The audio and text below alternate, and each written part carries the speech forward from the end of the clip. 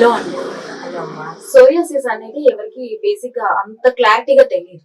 And ఇంకొకటి ఈ psoriasis అనేది మనకి వింటర్ లో ఎక్కువ కేసెస్ కనిపిస్తూ ఉంటాయి. అండ్ సమ్మర్ కి వచ్చేసరికి చాలా తక్కువ కేసెస్ కనిపిస్తూ ఉంటాయి. సో ఈ సోరియాసిస్ అనేది ఈ వింటర్ లోనే ఎందుకు అంత ఎక్కువగా ఇదవుతూ ఉంటుంది?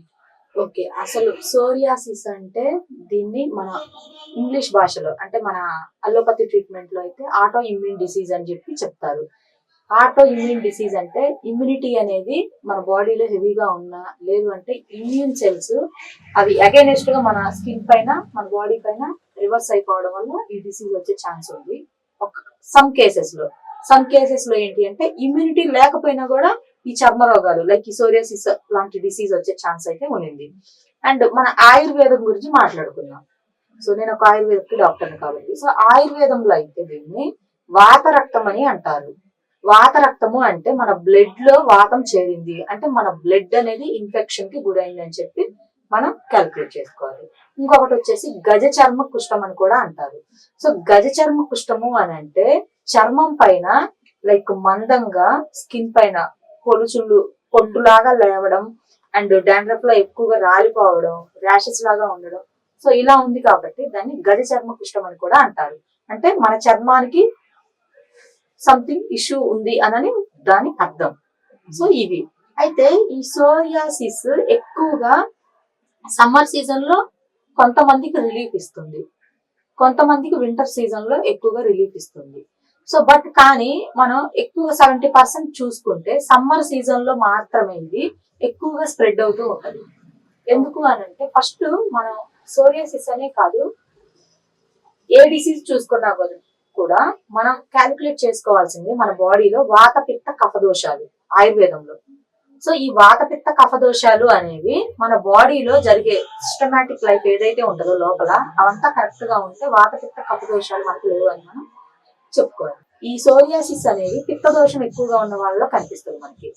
సో పిత్త దోషం అంటే ఎక్కువగా పిత్త దోషం ఉంటే బాడీలో మనకి ఎటువంటి సింటమ్స్ ఉంటాయి అని మనం మాట్లాడుకుంటే కాన్స్టిపేషన్ ప్రాబ్లం ఉండడం అంటే వీళ్ళకి ఫ్రీగా మోషన్ అవ్వకపోవడం, ఎక్కువగా గట్ ఇష్యూస్ ఎక్కువగా రావడం అంటే కడుపుకు సంబంధించిన ప్రాబ్లమ్స్, స్టమక్ పెయిన్ రావడం, లేదు అంటే అప్పుడప్పుడు కొంచెం స్టమక్ అనీజీగా ఉండడం, ఇలాంటి ప్రాబ్లమ్స్ ఎక్కువగా ఉంటాయి. అండ్ దానితో పాటు పెయిన్స్ ఉండడం బాడీ పైన, కీళ్ళ నొప్పులు లైక్ రొంటడే ఆర్థరైటిక్ పెయిన్స్ ఉండడం, ఇలా ఉండడం ఉంటేనేమో ఎక్కువగా హరిబరిగా ఉంటారు వాళ్ళ మైండ్ అనేది, వాళ్ళ యాక్టివిటీస్ అనేది, లేదు అంటే ఎక్కువగా డల్నెస్ గా ఉండడం, ఇలా ఉంటారు. సో పిత్తదోషం ఉన్న వల్ల ఇవి ఎక్కువగా ఉంటాయి. సో పిత్తదోషం ఎక్కువగా ఉన్నప్పుడు ఇది చేయాల్సింది ఏంటి అంటే ఫస్ట్ ఆఫ్ ఆల్ ఎక్కువగా వేడిగా కాదు, ఫ్రిడ్జెస్ లో ఫుడ్స్ కాదు, నార్మల్ టెంపరేచర్ ఉన్న ఫుడ్స్ తీసుకోవడం అండ్ సమ్ బాడీకి ఎక్సర్సైజ్ అనేది ఇవ్వడం, ఫిజికల్ యాక్టివిటీస్ లో ఎక్కువగా పార్టిసిపేట్ చేయడం అండ్ యోగా అండ్ ఫుడ్ కూడా బాత్రూమ్ అట్లా దీనికి ఫస్ట్ పథ్యము డైట్ అనేది నేను నెక్స్ట్ వీడియోలో మీకు ఎక్స్ప్లెయిన్ చేస్తాను. సో అయితే ఫస్ట్ వీళ్ళు పిత్త దోషాన్ని కంట్రోల్ చేసుకోవాలి. అండ్ దానితో పాటు ఈ పిత్త దోషానికి చెప్పాను కదా ఎక్కువ కూల్ ఫ్రిడ్జ్ లో ఉండే ఫుడ్స్ తీసుకోకూడదు అండ్ ఎక్కువగా పొగలు కక్కే ఫుడ్స్ తీసుకోకూడదు, నార్మల్ టెంపరేచర్ ఉన్నది తీసుకోవాలి, ఎక్కువగా వాటర్ తీసుకుంటూ ఉండాలి. అండ్ వీళ్ళు ఎక్కువగా ఫ్రై ఐటమ్స్ అంటే మసాలా కర్రీస్ అలాంటివి తినకూడదు, గ్రేవీ కర్రీస్, నాన్ వెజ్ ఇలాంటివి తగ్గిస్తే పిత్త దోషం అనేది వీళ్ళకి రిలీఫ్ ఇస్తుంది.